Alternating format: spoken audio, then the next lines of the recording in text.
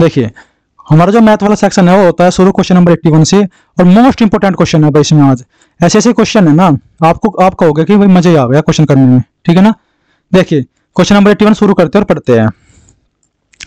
यदि किसी वस्तु पर 25% की छूट दी जाए तो 15% की हानि होगी। अगर आप इस क्वेश्चन को ऐसे भी कर सकते हैं, 100 मान लीजिए, ठीक है ना। जितने भी क्वेश्चन करने हैं 100 मान के कर सकते हैं या रेशो से भी कर सकते हैं। कुछ क्वेश्चन आज मैं तुम्हें रेशो से कराऊंगा और कुछ क्वेश्चन मैं कराऊंगा आपको सीधे ही, ठीक है ना। पहले आपको थोड़ा सा नॉलेज बता देता हूँ इसके बारे में। क्या होता है, एक होता है सीपी, एक होता है एसपी, एक होता है आपका एमपी। सीपी का मतलब होता है कॉस्ट प्राइस, मतलब कि जिस मूल्य पर हम वस्तु खरीद कर लाते हैं। एसपी का मतलब होता है सेलिंग प्राइस, जिस मूल्य पर हम अपनी वस्तु को सेल करते हैं। और एमपी का मतलब होता है सीपी पे कोई खरीद के लाया और उसने अपनी दुकान में लाके उसका अलग रेट फिक्स कर दिया। यानी कि मान लीजिए मैं 100 रुपए की टॉफी लाया था और मैंने उस डब्बे पे 150 रुपए लिख दिया, ये हो गया एमपी। और एमपी पे डिस्काउंट देने के बाद आपका एसपी आता है, ठीक है ना। क्या बोला मैंने, एमपी पे डिस्काउंट दोगे तो आपका क्या आएगा, एसपी आएगा। अब आगे अपना क्वेश्चन देखते हैं, क्वेश्चन क्या है हमारा। यदि किसी वस्तु पर 25% की छूट दी जाती है, यानी कि छूट की बात की है इसने। छूट का मतलब होता है डिस्काउंट, और डिस्काउंट किस पे दिया जाता है दोस्तों, डिस्काउंट दिया जाता है एमआरपी पे। किस पे दिया जाता है, एमआरपी पे, ठीक है। देखिए सीपी, एसपी और एमपी। और 25% की फ्रैक्शन कितनी होती है दोस्तों, 1/4 होती है। अगर मेरी चीज के पैसे जो थे 4 रुपए थे और मैंने उस पर 1 रुपए का डिस्काउंट दिया तो कितने में सेल की होगी दोस्तों, 3 रुपए में सेल की होगी। इस बात से आप एग्री करते हैं कि नहीं करते, ठीक है। तो 15% की हानि होगी। और हानि किस पे होती है, आपको पता है, हानि होती है सीपी पे, क्रय मूल्य पे। और 15% की फ्रैक्शन कितनी होगी, देखिए 50% है, इसकी फ्रैक्शन होती है 3/20। यानी कि अगर 20 रुपए की कोई चीज थी, मैंने इसको कितने में सेल किया, 17 में सेल किया। इसका मतलब ये होता है, ठीक है। अब आपको रेशो निकालना है। रेशो निकालने के लिए जो ये ब्लैंक है और जो ये ब्लैंक है इसको फिल करना है। इसको फिल करने के लिए इसको लिख दीजिए यहाँ पे 3, इसको फिल करने के लिए इसको लिख दीजिए यहाँ पे 17, और फिर इनकी मल्टीप्लाई कीजिए। 60 आ जाएगा, 51 आ जाएगा, 68 आ जाएगा। यहाँ तक बात समझ में आई, ठीक है ना। आगे देखिए, अब इसने कहा यदि वस्तु को उसके अंकित मूल्य पर बेचा जाए तो लाभ प्रतिशत कितना होगा। आपको पता होना चाहिए, लाभ प्रतिशत हो या हानि प्रतिशत हो, हमेशा सीपी पर निकलता है। जब तक कि क्वेश्चन में कोई एडिशनल इंफॉर्मेशन ना दी गई हो, जब तक उसने ये ना कहा हो सीपी के अलावा एसपी पे निकाला है या कहीं पे निकाला है, जब तक ना कहा जाए एक्स्ट्रा, तो सीपी पर ही निकलता है। देखिए अगर मेरा सीपी 60 है, मेरा एमपी 68 है, तो क्या कहा इसने, इसमें बताइए कितना प्रॉफिट होता, कितने रुपए का प्रॉफिट होता दोस्तों, 60 से 68 जाने में 8 रुपए का प्रॉफिट होता। 8 का प्रॉफिट किस पे होता, सीपी कितना है, 60 पे। जिस भी वैल्यू का निकालना होता है उसको बेस मान के नीचे लिखना है, और परसेंटेज निकालने के लिए हमेशा 100% से मल्टीप्लाई करनी है। तो 20 दिया 60, 20 पंजे 100, कितना हो जाएगा दोस्तों, 40/3%। और 40/3% का मतलब होता है 13.33%। उम्मीद है ये क्वेश्चन आपके दिमाग में सेट हो गया होगा, ठीक है। अगर कोई कमी पेशी रह जाती है तो कमेंट करके बताना है, मैं आपके हर कमेंट का रेस्पॉन्स दूंगा वीडियो के बाद भी, ठीक है ना। जब आप ऑफलाइन मोड में इसको देख रहे होगे, अभी लाइव क्लास है, अभी भी बता सकते हैं, ठीक है। देखिए यहाँ पे ये क्वेश्चन नंबर हो गया आपका 81। अभी आते 82 पे। एक विक्रेता ने एक घड़ी 15% की हानि पर बेची। यदि विक्रय मूल्य में 150 रुपए की वृद्धि हो जाती तो 5% का लाभ होता। घड़ी का क्रय मूल्य क्या था, देखिए 15% का मतलब कितना होता है दोस्तों, 15% मतलब होता है 3/20। या तो परसेंटेज से कर लीजिए ऐसे फ्रैक्शन निकाल के, या आप इसको 100 मान के भी कर सकते हैं। दोनों तरीके से करके दिखा दूं क्या, देखिए यहाँ पे अगर कोई चीज 20 रुपए की थी, सीपी 20 था, एसपी कितना हो गया होगा, जब उसने लॉस में बेची 17 रुपए हो गया होगा, ठीक है। यदि विक्रय मूल्य में 150 की वृद्धि होती, जो ये वाली वैल्यू है ना, यूनिट में है, इसमें है यूनिट में। इसने कहा विक्रय मूल्य में 150 की वृद्धि हुई तो उसको 5% का लाभ होता। 5% के लाभ का मतलब कितना होता है, 1/20। और मैं 20 रुपए में 1/20 निकालूंगा, कितने का लाभ होगा, उसे 1 रुपए का लाभ होगा। यानी कि अगर 1 रुपए का लाभ होने का मतलब है 20 की जो कोई चीज थी, कितने में सेल करी मैंने, 21 रुपए में क्या की, सेल की। तो पहला एसपी कितना था हमारा, 17 रुपए था। नया एसपी कितना है, 21 रुपए है। डिफरेंस कितने का है, 4 का। लेकिन जो 4 यूनिट का डिफरेंस है दोस्तों, वास्तव में कितने रुपए का है, 150 रुपए का डिफरेंस है। कितने का है, 150 का। तो एक यूनिट की वैल्यू कितनी हो जाएगी, एक यूनिट की वैल्यू हो जाएगी 150/4। और क्वेश्चन में इसने क्या पूछा है, क्वेश्चन में कहा है घड़ी का क्रय मूल्य क्या था। आपको पता है घड़ी का क्रय मूल्य क्या था दोस्तों, 20 रुपए, यानी 20 यूनिट। एक यूनिट की वैल्यू कितनी है, 150/4। 20 यूनिट की वैल्यू कितनी हो जाएगी, एक ही नियम से निकाल रहे हैं, 150/4 इंटू में 20, 4 से डिवाइड करके 4 पंजे 20, 150 की मल्टीप्लाई 5 में करे कितना आ जाएगा, 750 आपका क्या आ जाएगा, आंसर आ जाएगा। उम्मीद है क्वेश्चन समझ में आया होगा आपकी। अगर आपको कहीं ऐसा लगे समझ में नहीं आ रहा है तो कमेंट कर देना, अन्यथा चुपचाप देखते रहिए क्लास को बिना किसी हलचल के, ठीक है ना। देखिए क्वेश्चन नंबर 83, भाई बहुत अच्छा क्वेश्चन है क्वेश्चन नंबर 83, क्योंकि इस मॉक में इतने अच्छे अच्छे क्वेश्चन दिए गए हैं कि आप सोच भी नहीं सकते। मैं जब तक एक थोड़ा पानी पी लेता हूँ, क्वेश्चन पढ़िए आप। देखिए क्वेश्चन नंबर 83, एक विक्रेता 3750 में 25 दर्जन फल खरीदे। आपको पता है, वेरी गुड विकास कुमार भाई। देखिए यहाँ पे एक दर्जन में कितनी कितनी होती है वस्तु, एक दर्जन में 12 वस्तु होती है। एक दर्जन में कितनी वस्तु होती है, 12 वस्तु होती है। अब आगे देखिए कितने दर्जन खरीदे, 25 दर्जन। 25 दर्जन में कितनी हो जाएगी, 25 गुणा के 12, 12 पंजे 60, 12 दूनी 24, 36, 300 वस्तु हो गई कि नहीं हो गई। लेकिन क्वेश्चन में उसने कहा है कि उसमें से 50 फल सड़ गए और इसलिए उन्हें फेंक दिया। देखिए अगर 50 फल सड़ गए, कितने थे मेरे पास फल, 300, 300 में से 50 गए, कितना बचा, 250 बचा कि नहीं बचा, ठीक है ना। देखो अगर मैं ये कह देता क्वेश्चन में एक विक्रेता 3750 में, इस लाइन को काट दो, 250 फल खरीद के लाया है, तो कोई दिक्कत होती क्वेश्चन में, नहीं होती ना। इसने क्वेश्चन को थोड़ा लेंथी करने के लिए और हमारे दिमाग पर प्रेशर बनाने के लिए ये बात लिखी, 25 दर्जन फल खरीद के लाया और 50 फल खराब हो गई। वो इसकी जगह ये लिख सकता था कि वो 250 फल खरीद के लाया। चलो कोई बात नहीं लिखी तो हमने लिख दी। अब आपकी समझ में आ गई होगी बात। आगे देखिए, जब वो 250 फल खरीद के लाया, कितने के, 3750 के, तो एक फल कितने का पड़ा होगा उसको, इसे डिवाइड कर देंगे हम, 25 से कम 25, 25 पंजे 125, कितने का पड़ा होगा, 15 रुपए का एक फल पड़ा होगा। तो एक दर्जन कितने के पड़े होंगे उसको, एक दर्जन में कितने होते हैं, 12 फल होते हैं, 15 गुना 12, 15 दूनी 30, 15 का 15 3 18, 180 रुपए दर्जन।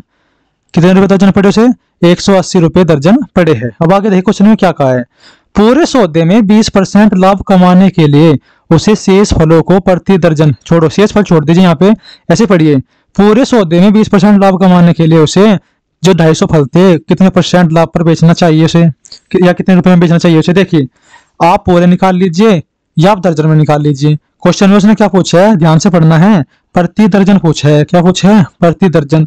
जब हमारे पास प्रति दर्जन वैल्यू कितनी है, 180 रुपए है, और मेरे को कितना लाभ चाहिए, 20% का, तो क्यों ना मैं 180 का परसेंट कितने का होता है, 100 का। हर वस्तु अपने आप में कितने होती है, 100% होती है, और लाभ के लिए कितना जाएगा उसमें, 100 का प्लस 20%, कितना हो जाएगा दोस्तों, 120% हो जाएगा कि नहीं हो जाएगा, हो जाएगा। ये 0 से 0 कट जाएगी, क्या ये 0 से 0 कट जाएगी। जब आप इसकी मल्टीप्लाई करोगे, 18 दूनी 36, 18 का 18 3 21, तो कितने रुपए हो जाएगा, 216 रुपए दर्जन के हिसाब से आपको क्या करेंगे, सेल करेंगे। मैं थोड़ा रिवाइज कर देता हूँ दोबारा से इसको, जिससे समझ में आ जाए। क्वेश्चन में आपको सीधे सीधे ये ना कह के कि वो 250 फल खरीद के लाया है, ये बोला 25 दर्जन खरीद के लाया है और 50 खराब हो गए हैं, तो आपको इन खराब फलों को क्या करना है, फेंकना है। और जब आपको इनको फेंकना है तो आप ये देख लीजिए आपके पास कितने फल बचे, आपके पास 250 फल बचे, और एक फल कितने का बचा, 15 रुपए का आया आपके पास, और एक दर्जन कितने के हो गए, 180 रुपए के हो गए। और जब एक दर्जन 180 के हो गए, आपको उस पर 20% का प्रॉफिट लेना है, तो कितने के सेल करने पड़ेगी, एक दर्जन 216 रुपए के सेल करनी पड़ेगी। समझ में आई ना बात दोस्तों, थम्स अप करके चलिए, आप अच्छा समझ रहे हैं, वेरी गुड। आगे चलिए 84 क्वेश्चन पे, बहुत अच्छा क्वेश्चन था ये। और ये तो भाई जो क्वेश्चन 84 है, इस क्वेश्चन में तो आपको हिला ही देगा ये क्वेश्चन, ठीक है, क्योंकि आप इसकी लैंग्वेज नहीं पकड़ पाओगे, ठीक है, इसको ध्यान से देखना। जब आप क्वेश्चन की लैंग्वेज ना समझ सको तो फिर आपको इंग्लिश में पढ़ना चाहिए क्वेश्चन, ये मोस्ट इंपोर्टेंट क्वेश्चन है, ठीक है ना, इंपोर्टेंट क्वेश्चन। एक कार्य को 120 दिन में कर सकता है। देखिए यहाँ पे जो ए है, एक कार्य को कितने दिन में कर सकता है, 120 दिन में। बी इसे कितने दिन में पूरा कर सकता है, 150 दिन में पूरा कर सकता है, ठीक है दोस्तों। अब आपको जब आपको उनकी एफिशिएंसी निकालनी है ना, सबसे इजी तरीका क्या है, सबसे इजी तरीका है टोटल वर्क मान लीजिए। क्या मान लीजिए, टोटल वर्क। जब हम 6th-7th क्लास में थे तो हम इसको करते थे इस तरीके से कि इनका एक दिन का काम 1/120, उस वाले तरीके से नहीं करना है, ठीक है ना। अभी क्या करना है, टोटल वर्क मान लीजिए, टोटल वर्क कितना हो जाएगा 600 यूनिट मान लीजिए, कितना मान लीजिए 600 यूनिट। और इनकी एफिशिएंसी निकालने के लिए अगर वह 120 दिन में काम पूरा करता है, काम 600 है, तो ए एक दिन में कितना काम करता होगा दोस्तों, 5 यूनिट काम करता होगा। ओके, अब देखिए बी, जब बी 150 दिन में काम कंप्लीट करता है, काम 600 है, तो बी एक दिन में कितना काम करता होगा, 4 काम करता होगा। यहां तक वो ओके, वेल डन। आगे देखिए, हमें स्टेप बाय स्टेप करना है, और जब धीरे धीरे हम स्टेप बाय स्टेप करना सीख जाएंगे तो क्वेश्चन में स्पीड ऑटोमेटिक ही आ जाएगी। वे मिलकर 20 दिन कार्य करते हैं। अगर वे 20 दिन कार्य करते हैं, ए एक दिन में 5 काम कर रहा है, बी एक दिन में 4 काम कर रहा है, तो एक दिन में दोनों कितना काम कर रहे हैं, 9 काम कर रहे हैं। काम कितना किया इन्होंने, 20 दिन तक कार्य किया, इंटू में 20, तो 20 दिन में कितना कार्य खत्म किया इन्होंने, 180 यूनिट काम खत्म कर दिया कि नहीं कर दिया। जब 180 यूनिट काम खत्म हो गया, काम कितना था दोस्तों 600 यूनिट, तो 600 में से आप 180 माइनस करोगे कि नहीं करोगे, शेष कार्य के लिए कितना कार्य बचा, शेष कार्य 0, 10 में से 8 गए 2, 5 में से 1 गया 4, 420 यूनिट काम आपका क्या हुआ, बच गया। अब आके देखिए, फिर बी ने काम छोड़ दिया, तो अकेला काम कौन कर रहा है, अब अकेला काम कर रहा है ए, और ए अकेला इस कार्य को लगातार करता है। 12 दिन बाद सी इस कार्य से जुड़ता है और कार्य समाप्त होने में 48 दिन लगते हैं। देखिए, अगर आप ये हिंदी वाली स्टेटमेंट पढ़ेंगे ना, तो आपको लगेगा कि ए ने यहां से 48 दिन कार्य किया, ठीक है ना, और बी ने 36 दिन कार्य किया, आपको ऐसे लगेगा, ठीक है।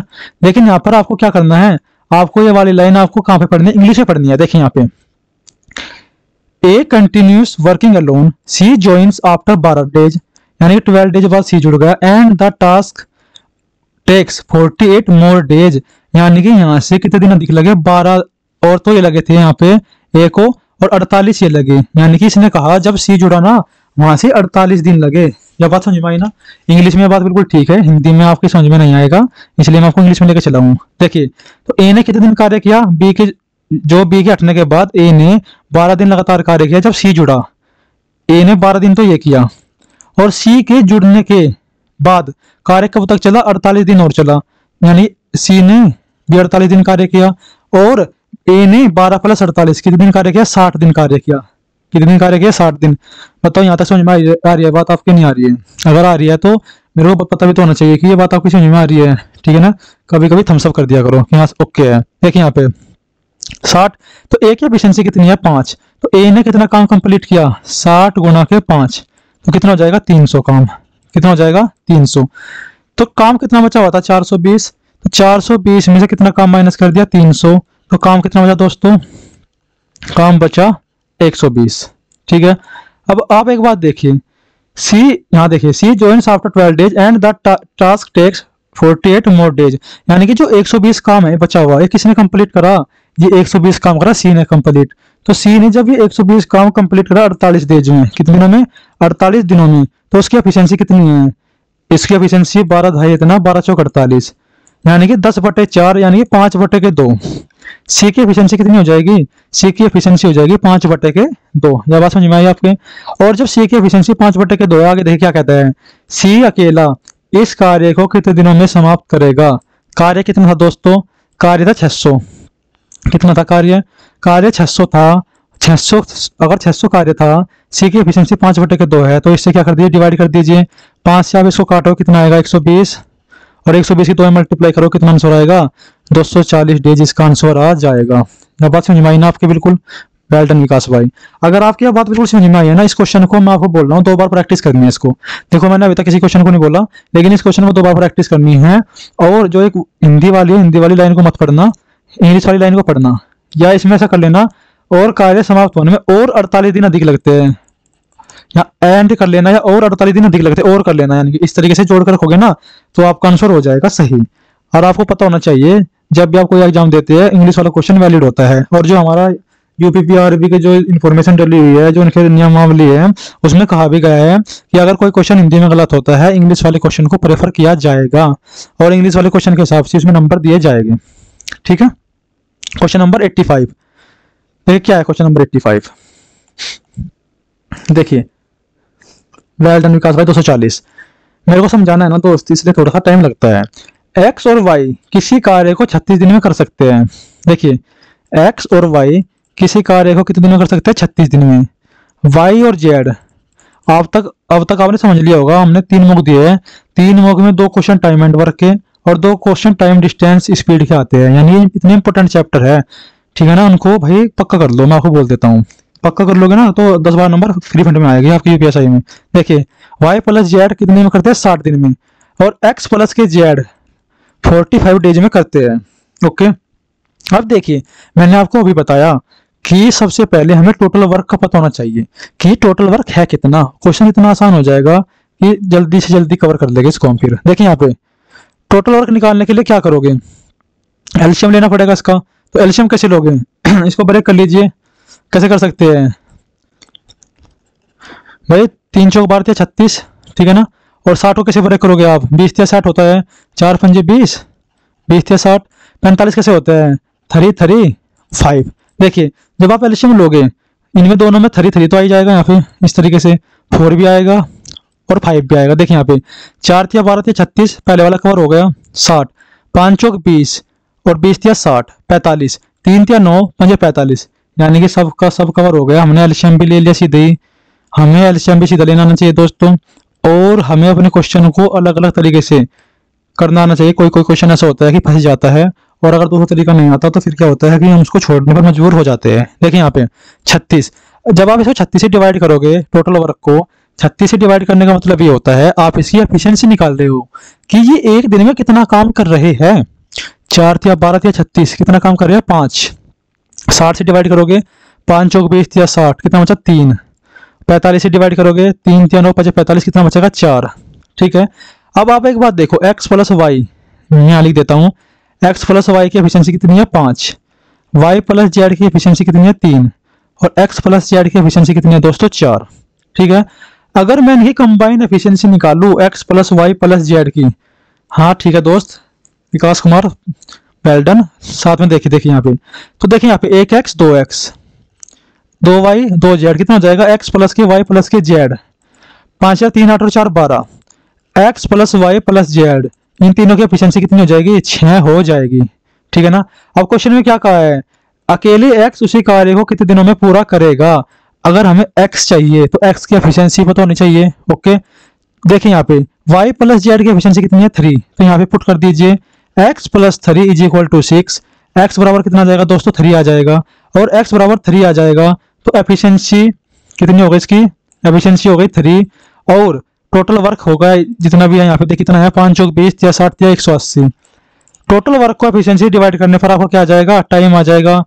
तो 180/3 कितना आ जाएगा? 60 डेज आपका आंसर आ जाएगा। उम्मीद है क्वेश्चन आपकी समझ में आया होगा, और विकास भाई को बहुत बहुत भाई शुक्रिया, आप प्रैक्टिस कर रहे हो, इस तरीके से लगे रहिए। बहुत अच्छा आंसर दिया आपने। देखिए यहाँ पे क्वेश्चन नंबर 86, 160 मीटर और 140 मीटर लंबी 2 ट्रेनें विपरीत दिशा में समांतर ट्रैक पर चल रही है। कैसे चल रही है भाई? ये समांतर ट्रैक मान लो इस तरीके से, या आमने सामने मान लो। देखिए एक इधर से आ रही है, एक इधर से आ रही है। ओके दोस्तों, जब भी आमने सामने से आती है तो ऐसे क्वेश्चन में लगता है रिलेटिव स्पीड। क्या लगता है? रिलेटिव स्पीड का कॉन्सेप्ट लगता है, और ये मोस्ट इंपोर्टेंट टॉपिक है। ठीक है, देखिए यहाँ पे आ गया अब 160 मीटर और 140 मीटर। और एक बात और याद रखनी है, मैं आपको शुरू से कहता आया हूँ, जब भी आप क्वेश्चन करोगे अगर आपकी स्पीड किलोमीटर पर घंटा में है तो आपकी जो लेंथ है वो भी किलोमीटर में होनी चाहिए। अगर आपकी लेंथ मीटर में है तो आपकी स्पीड मीटर पर सेकंड में होनी चाहिए। यह बात समझ में आई आपकी?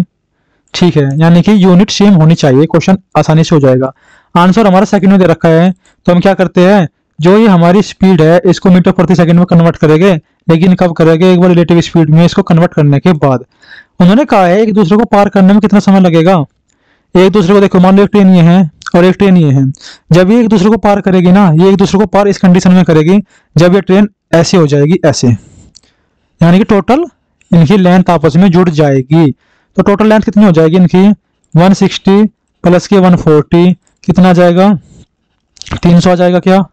300 मीटर की लेंथ को पार करेगी, तब ये एक दूसरे को पार कर लेगी। रिलेटिव स्पीड, जब ये आमने सामने से आ रही है तो रिलेटिव स्पीड में क्या होगा? इनकी गति आपस में क्या हो जाएगी? जुड़ जाएगी। जब भी आपस में जुड़ जाएगी तो देखिए यहाँ पे 77 और 67, 7 और 7 14, 7 और 6 13 और 1 14, 144 किलोमीटर प्रति घंटा हो जाएगी कि नहीं हो जाएगी? हो गई। अब देखिए यहाँ पे, थैंक यू विकास भाई, 144 गुना आपको करना है मीटर पर सेकंड में कन्वर्ट। जब आप मीटर पर सेकंड में कन्वर्ट करोगे तो 5/18 से आपको क्या करनी पड़ेगी? मल्टीप्लाई करनी पड़ेगी। 18 × 144 कितना आ जाएगा? 40 मीटर पर सेकंड आ जाएगा। उम्मीद है यहाँ तक समझ में होगी आपकी बात। देखिए मैंने क्या लिखा है अभी, फॉर्मूला क्या होता है? Distance is equal to speed into में टाइम होता है। डिस्टेंस कितनी है आपकी? 300 मीटर है। स्पीड कितनी है आपकी? 40 मीटर पर सेकंड है। तो कितना टाइम लगेगा आपको? Time is equal to 300/40, 7.5 second आपका क्या आ जाएगा? आंसर आ जाएगा।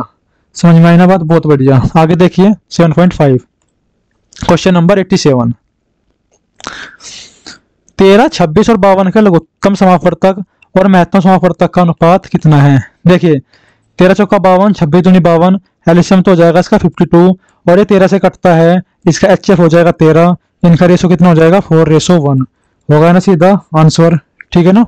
आगे देखिए क्वेश्चन नंबर 88।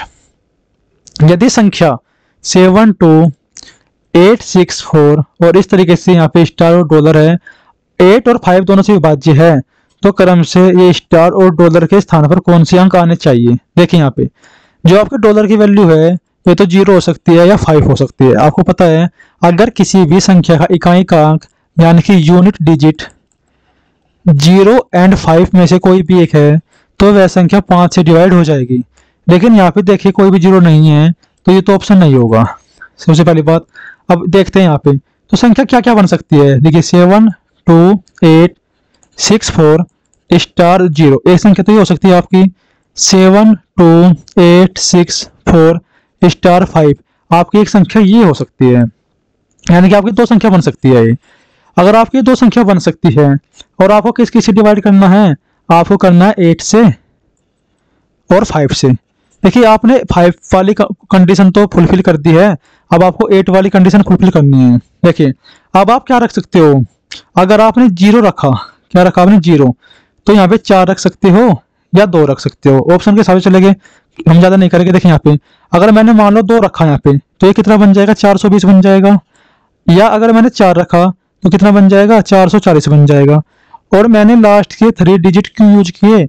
3 डिजिट इसलिए यूज किए मैंने क्योंकि जो आपका 8 से डिवाइड करने का फॉर्मूला होता है वो होता है कि लास्ट के किसी भी संख्या के लास्ट के 3 डिजिट 8 से डिवाइड होने चाहिए, तो पूरी की पूरी संख्या भी 8 से डिवाइड हो जाएगी। देखें यहाँ पे 8 पंजे 40 और 8 पंजे 40, यानी कि हमारी कंडीशन ये ठीक है।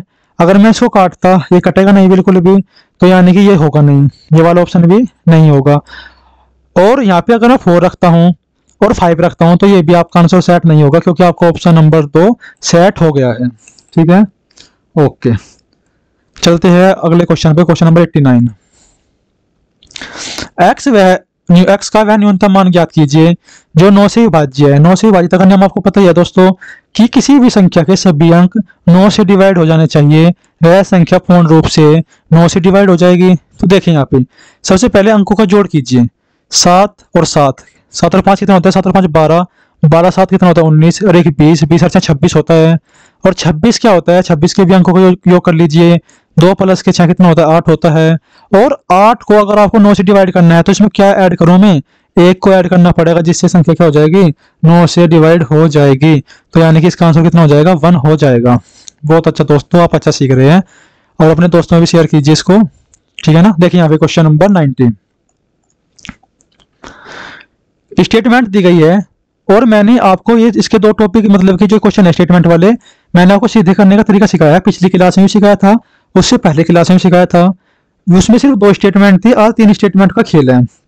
देखते हैं आपने सीखा कितना है। देखिए यहाँ पे मैंने आज फिर बताता हूँ, दोबारा से थोड़ा सा ध्यान से सुनना।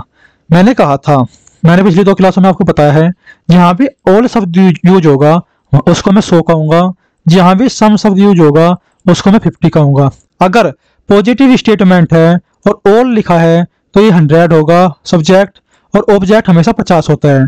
पॉजिटिव स्टेटमेंट में अगर यहाँ पे सम लिखा है ये आपका सब्जेक्ट होता है, और जो ऑब्जेक्ट होता है 50 होता है, और सम वाले केस में सब्जेक्ट भी 50 होता है। पिछली क्लास में हमने इसकी चर्चा कर ली थी। इसके बाद एक चर्चा और की थी हमने, अगर सेंटेंस नेगेटिव है और सेंटेंस की स्टार्टिंग नो से है, और इसको बोलते हैं हम सब्जेक्ट, और आपका ऑब्जेक्ट कुछ भी है, वो हमेशा 100 होगा, और ये कितना होगा आपका, ये 100 होगा। लेकिन नेगेटिव सेंटेंस में जब आपका सब्जेक्ट सम होता है तो वो आपको 50 माना जाता है, लेकिन नेगेटिव सेंटेंस में जो आपका ऑब्जेक्ट होता है उसको हम 100 मानते हैं। ये पिछली क्लास की चर्चा आज मैंने दोबारा से दोहरा दी आपके सामने, इतना मैं पिछली क्लास में आपको बताया था। एक बात और, फिर मैंने तीसरी बात ये बताई थी, पॉजिटिव स्टेटमेंट से अगर हम कोई आंसर निकाल रहे हैं, कोई कंक्लूजन निकाल रहे हैं, तो आंसर पॉजिटिव होगा। नेगेटिव से निकाल रहे हैं तो आंसर नेगेटिव होगा। अगर हम एक पॉजिटिव स्टेटमेंट को दूसरी पॉजिटिव स्टेटमेंट के साथ मिला रहे हैं तो हमेशा कोई भी जो कॉमन वर्ड होगा उसमें एक 100 होना जरूरी है, और पॉजिटिव स्टेटमेंट को पॉजिटिव स्टेटमेंट से मिलाने पर पॉजिटिव आंसर होगा। एक बात और बताई थी कि अगर पॉजिटिव स्टेटमेंट है और नेगेटिव स्टेटमेंट है, और हम इनमें क्या करना है, एक दूसरे से आंसर निकालना है, जो कोई भी कॉमन चीज होगी उसमें एक का 100 होना जरूरी है। इन दोनों से मिलकर क्या आएगा, नेगेटिव आंसर आएगा। ये सारी की सारी बात क्या है, पिछली क्लास की बात थी। ठीक है, अब आइए चलते हैं इस क्वेश्चन पे। देखिए, सभी वैक्यूम मशीन है। देखिए, आल के लिए जो है, यहाँ पे आल को मैंने क्या कहा था, 100 लिखने के लिए, जो सब्जेक्ट होता है 100, और ये सेंटेंस कैसा है, पॉजिटिव सेंटेंस। पॉजिटिव सेंटेंस में हम क्या करते हैं, जो हमारा ऑब्जेक्ट होता है इसको हमेशा 50 लिखते हैं। आई बात समझ में। देखिए, no vacuum is a game, ये नेगेटिव सेंटेंस है। मैंने कहा था जब भी कोई सेंटेंस नो से शुरू होगा उसको 100 लिखेंगे, और नेगेटिव सेंटेंस में जो आपका ऑब्जेक्ट होगा वो भी आपको क्या होगा, 100 होगा।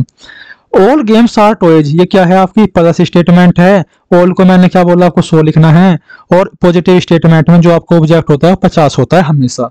यह बात समझ में आई ना आपकी। देखिए, पिछले 2-3 क्लासों से मैं इस आपको जो टॉपिक है करवाता हुआ रहा हूँ, जिससे कि आप बिना वेन डायग्राम के सीधा क्वेश्चन का आंसर करना सीख जाए। अब देखिए, यहाँ पे इसने कहा है कोई भी खिलौना मशीन नहीं है। खिलौना और मशीन, पहले मैं आपको रिलेशन डेवलप करके दिखाता हूँ इसमें।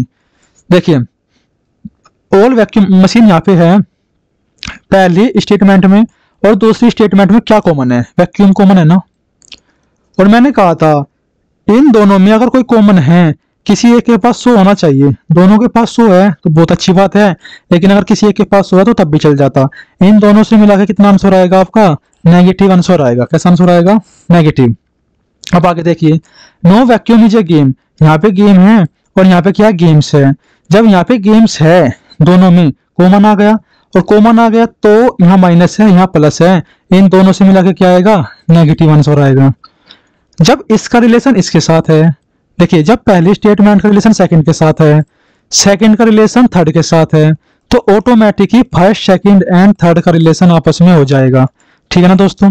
तो इन तीनों का रिलेशन कैसा आएगा, बस एक बात याद रखनी है आपको, जब प्लस माइनस प्लस है तो तीनों का रिलेशन कैसा आएगा, नेगेटिव आएगा। क्या आएगा, नेगेटिव आंसर आएगा। अब देखते हैं, कोई भी खिलौना मशीन नहीं है। जब यहाँ पे नो लिखा है, नो को क्या लिख सकता हूँ मैं, 100, और ये कैसा सेंटेंस है, नेगेटिव सेंटेंस है। जब ये नेगेटिव सेंटेंस है तो नेगेटिव सेंटेंस का ऑब्जेक्ट कैसा होता है, वो भी 100 होता है। ठीक है। अब आप एक बात देखिए, no toy is machine, toy से मशीन में जा तो सकते हैं हम, यह बात तो बिल्कुल ठीक है। इलाज चल रहा है क्या, डिस्कनेक्ट तो नहीं, टॉय से मशीन में तो जा सकते हैं हम, लेकिन एक बात याद रखनी है, हमारे पास टॉय है कितने, टॉय 50 है, मशीन है कितनी, 50 है। क्या हम इनको 100 बना सकते हैं, नहीं। क्या आपको कोई 50 रुपए दे, आप उसके बदले में उसको 100 दे सकते हैं क्या, नहीं दे सकते। आप 100 रुपए लेके 50 तो दे सकते हैं, लेकिन 50 रुपए देके 100 नहीं दे सकते। तो यानी कि आपका पहला जो कंक्लूजन है कैसा हो जाएगा, रॉन्ग हो जाएगा। कुछ खिलौने वैक्यूम है। देखिए, खिलौने से आपको कहाँ जाना है, वैक्यूम पे जाना है, और खिलौने कितने हैं, 50, वैक्यूम में कितना हो जाएगा, 50। स्टेटमेंट कैसी हो जाएगी, पॉजिटिव। लेकिन लेकिन लेकिन एक बात याद रखने की है, मैं मान लेता हूँ टॉय 50 है, वैक्यूम भी 50 है, बात तो ठीक है, लेकिन मेरे भाई सेकंड और थर्ड स्टेटमेंट से आंसर कैसा आना था, नेगेटिव आना था। ये आंसर कैसा हो गया आपका, पॉजिटिव हो गया। तो अब आपको क्या लगता है, सही होगा, नहीं। आपका आंसर जब नेगेटिव आना था तो ये क्या हो जाएगा, गलत हो जाएगा।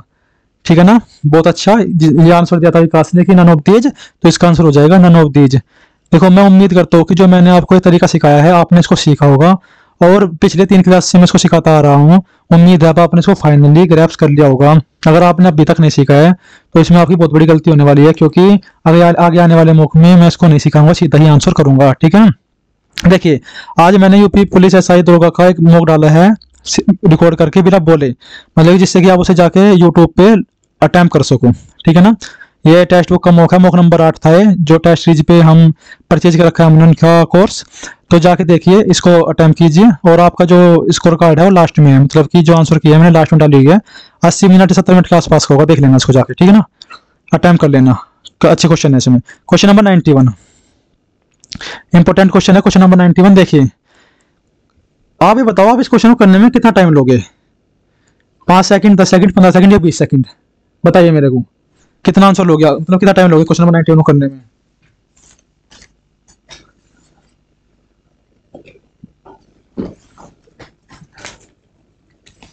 देखिए 5 सेकंड का क्वेश्चन है, ठीक है ना।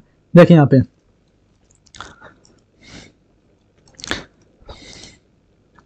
एक घड़ी 1378 रुपए में बेचकर एक आदमी 6% का लाभ कमाता है। देखिए इसने क्या कहा, एसपी कितने दे रखा है?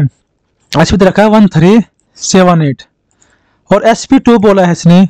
इसने कहा थी वैसे 1079 रुपए में बेचता। देखिए यहाँ पे 1079 में, तो उसे कितने परसेंट की हानि होती है? एक बात देखिए आप, सबसे पहले रेशो निकाल लीजिए, ये 38 से कट जाएगा। 13 कम 13, 0 13 से 78, 13 7 91, 13 8 104, 13 3 39। देखिए यहाँ पे क्वेश्चन में कहा है कि एक आदमी एक किसी वस्तु को बेचकर 6% का लाभ कमाता है। लाभ किस पे निकलता है? हमेशा सीपी पे निकलता है लाभ। अगर सीपी कितना होता है 100 रुपए, तो यहाँ पे सीधा सीधा आ रहा है ना, 100 का 6% कितना? 106। जब सीपी 100 रुपए था तो उसने दोबारा कितने में सेल करी इसको? 83 में। और हमेशा लाभ या हानि अगर परसेंटेज में निकालनी है तो किस पे निकालोगे? 100 पे निकालोगे। 100 की कोई चीज आपने 83 में सेल करी तो आपको कितने की हानि हुई है? 17% की हानि हुई है। तो उम्मीद करता हूँ आपको इतना शॉर्ट मजाक होगा देख के, 17% की हानि।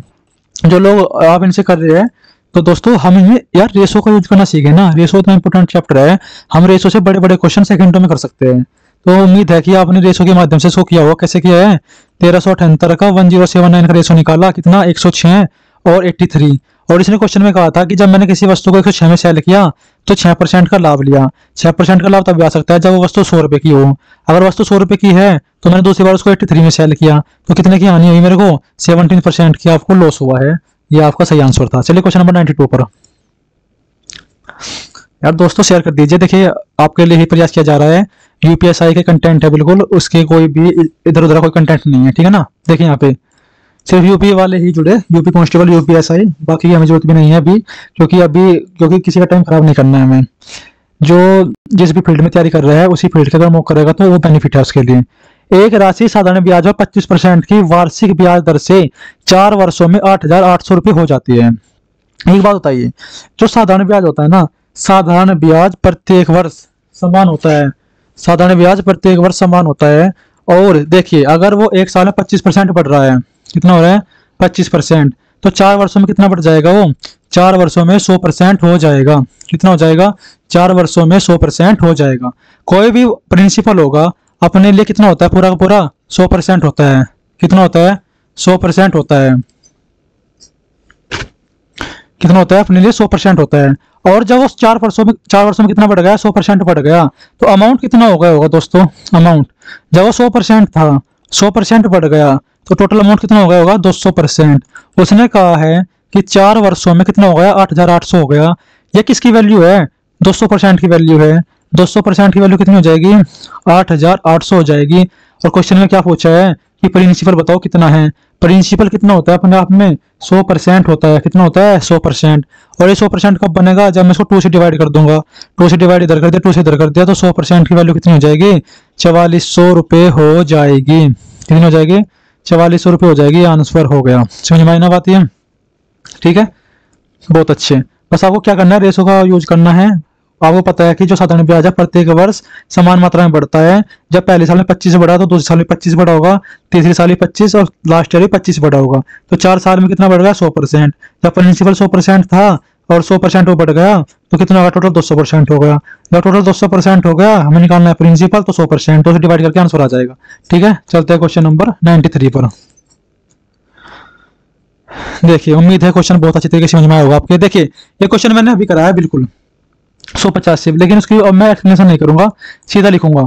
ये पॉजिटिव, ये पॉजिटिव, ये पॉजिटिव, 50 50 50 50 50 50, इन तीनों में नो रिलेशन, कोई रिलेशन नहीं है। तो कुछ चार्जर ऊर्जा है, चार्जर से कहाँ पे जाएंगे, चार्जर से ऊर्जा पे जाएंगे या इधर से इधर जाएगी, कोई रिलेशन नहीं है तो गलत हो जाएगा। कुछ बैटरी क्या है, कुछ बैटरी पावर है, इसने कहा है बैटरी और पावर कहाँ पे है, बैटरी से चार्जर है, बैटरी और पावर इधर है, कोई रिलेशन नहीं है, तो इस वजह से क्या हो जाएगा, दोनों के दोनों आपके गलत हो जाएंगे। ठीक है, तो यहाँ पर कौन सा क्वेश्चन था, यहाँ पर क्वेश्चन नंबर 93 था, तो 93 का आंसर क्या हो जाएगा, डी हो जाएगा। नहीं तो पहला और नहीं दूसरा अनुसरण करते हैं। मैंने इतनी स्पीड से क्यों किया, इसलिए क्या, क्योंकि भाई मैं आपको बता चुका हूँ इसके बारे में, ठीक है ना, क्योंकि मैं पिछले 3 क्लासों से आपको ये ही सिखाने में लगा हुआ हूँ कि बिना वेन डायग्राम के आंसर कैसे निकाले सेकंडों में, और आप सीखने का नाम नहीं ले रहे हैं। क्वेश्चन नंबर 94 है, बिन भाई हाथ को, विकास भाई हाथ को बिल्कुल रोक लिया अभी। क्वेश्चन नंबर 94 को इंपॉर्टेंट क्वेश्चन है ये, ठीक है ना, इसको ध्यान से देख। ठीक है, देखिए यहाँ पे क्वेश्चन नंबर 94, आदित्य अपनी साइकिल पर यात्रा कर रहा है। थोड़ी सी जो इसकी लैंग्वेज है थोड़ी सी ऐसे ही है, मतलब खराब लेवल पे, तो उसकी लैंग्वेज को ठीक करेंगे पहले। तो आदित्य अपनी साइकिल पर यात्रा कर रहा है और उसने 2 PM, चलो यहाँ लिख लेता है 2 PM तक बिंदु ए, मान लीजिए यहाँ से चला और बिंदु ए पे जाना है उसको। उसने सोचा कि मुझे बिंदु ए पर जाना है, अगर मैं 10 किलोमीटर प्रति घंटा की स्पीड पे जाऊं तो 2 बजे तक पहुंचूंगा। इसने क्या कहा, 10 किलोमीटर प्रति घंटा की स्पीड पे जाने पर बिंदु ए पे कब तक पहुंच रहा हो, 2 बजे तक। जब बात समझ में आई, जब आप इसकी लैंग्वेज पढ़ोगे समझ में नहीं आएगी आपको इस क्वेश्चन की लैंग्वेज। ठीक है, आगे देखिए, वह दोपहर 12 बजे पहुंचेगा कब, यदि वह 15 किलोमीटर प्रति घंटा की गति से यात्रा करता है। यहाँ बिंदु ए पर जाना, देखिए यहाँ पे, यहाँ ए लिख लीजिए, यहाँ क्वेश्चन में गलती लिखा है। तो अगर 15 किलोमीटर पर घंटा की गति से जाएगा तो कब पहुंच रहा हो, 12 बजे पहुंच रहा है। कब पहुंच रहा है, 12 बजे। उसने कहा है अगर वह 1 बजे तक पहुंचना चाहता है तो उसे कितनी गति से यात्रा करनी चाहिए। अब आप मेरे को एक बात बताओ,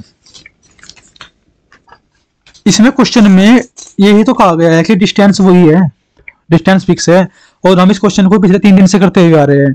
और मैंने इसकी भी क्या हुआ है, मैंने इसके 2 लेक्चर डाल रखे हैं DST वाले, डिस्टेंस स्पीड टाइम के, जाकर देख लेना। तीसरा लेक्चर कभी फ्री होऊंगा तो तब डालूंगा, 2-3 दिन में, ठीक है ना।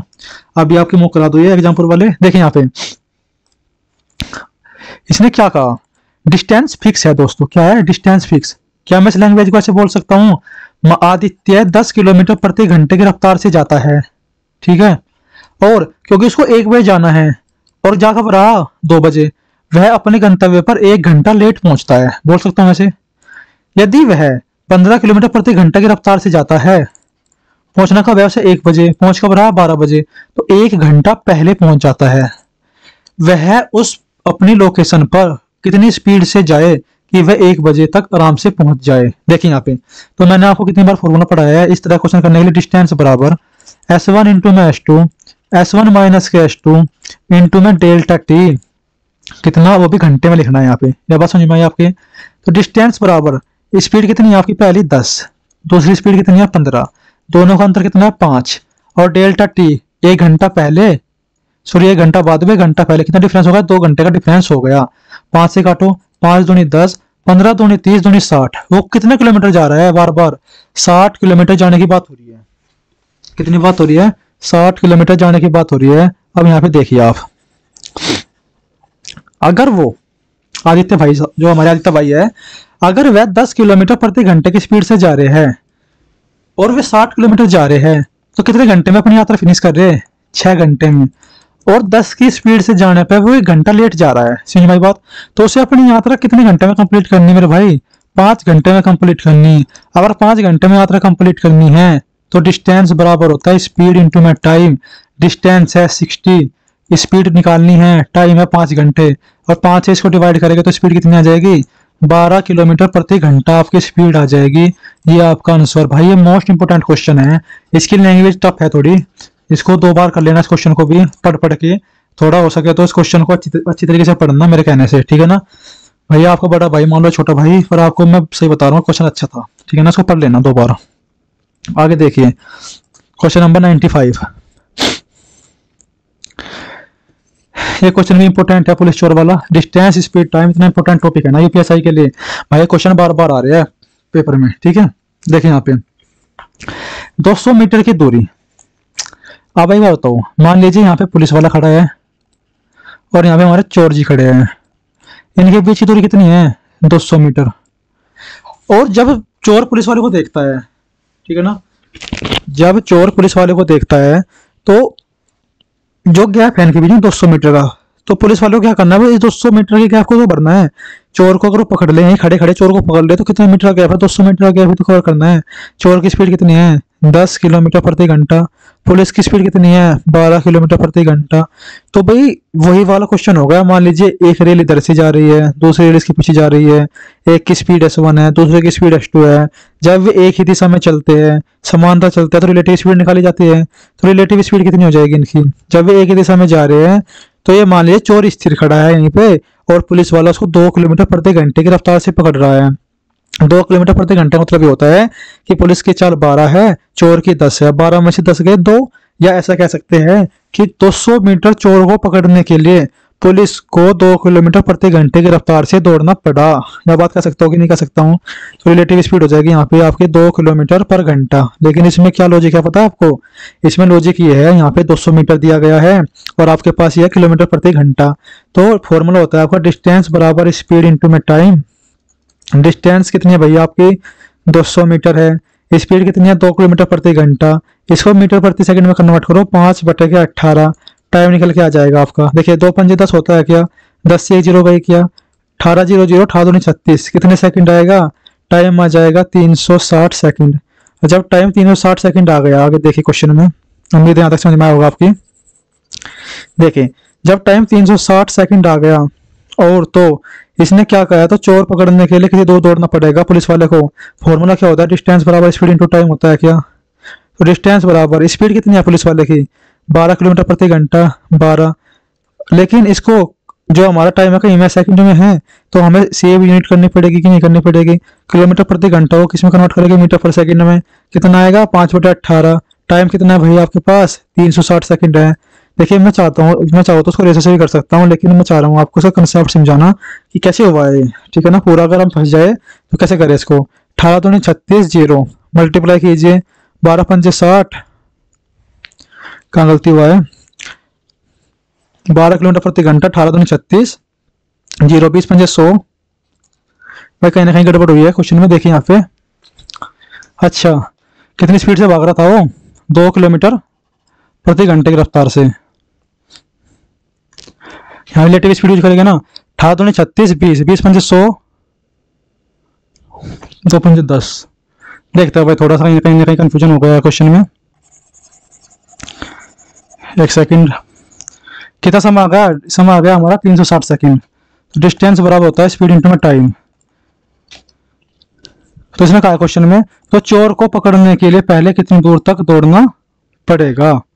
ठीक है। How far does the man want the thief to run before the catches? ठीक है, तो कितना टाइम लगा भाई? 360 सेकंड। स्पीड कितनी है यहाँ पे? स्पीड आपका देखो जो कितना है, 12 किलोमीटर प्रति घंटा। इसको कवर करेगा 5/18। 7 12 7 18, 10 बटे कितना आएगा? 3 आएगा। क्वेश्चन आंसर सेट नहीं हो रहा भाई, या तो आंसर में गलती है, हम पे कहीं गलती हो रही है। 360 सेकंड टाइम है। 2 गुणा के 5/18, 2 9 18, 9 4 36, 40 में 200। इसका आंसर कितना आना चाहिए? चल देखते हैं दोस्तों, इसको थोड़ा 1 सेकंड रुकिए, इसको करेगा थोड़ा बाद में। कहीं ना कहीं ऐसा हो सकता है कि हमसे कोई गलती हो गई है।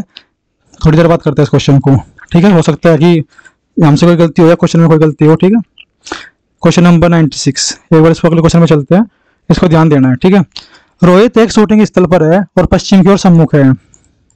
आएगा थोड़ी देर बाद लौट के आएगा उस पर, ठीक है ना।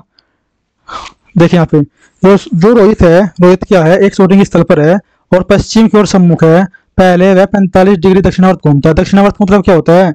दक्षिणावर्त का मतलब होता है आपका कि वह क्लॉकवाइज घूम रहा है, ठीक है ना। इसके बाद वह कह रहा है वह फिर 180 डिग्री घूमता है उसी दिशा में। अगर वह 180 डिग्री उसी दिशा में घूम रहा है, तो अब एक बात बताइए, तो 180 तो ये और 45 वे कितना हो जाएगा आपका? 225। मैं लिख कर दिखाता हूँ आपको। 180 और 45, 5 8 और 4 12 कितना हो जाएगा आपका? 225 हो जाएगा। किस दिशा में? क्लॉकवाइज।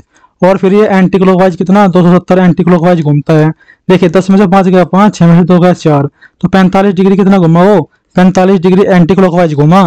तो अब एक बात बताइए, जब पश्चिम दिशा में है, इसमें है पश्चिम दिशा में, और घुमा कितना वो 45 डिग्री एंटी क्लॉकवाइज। भाई हमारा काम ये है गलती ना बताया जाए हमसे, चाहे क्वेश्चन को बाद में किया जाए, गलती नहीं बताएंगे, ठीक है ना। देखिए यहाँ पे ये आपका 45 डिग्री, ये पश्चिम दिशा थी, पश्चिम से एंटी क्लॉकवाइज घुमा है वो।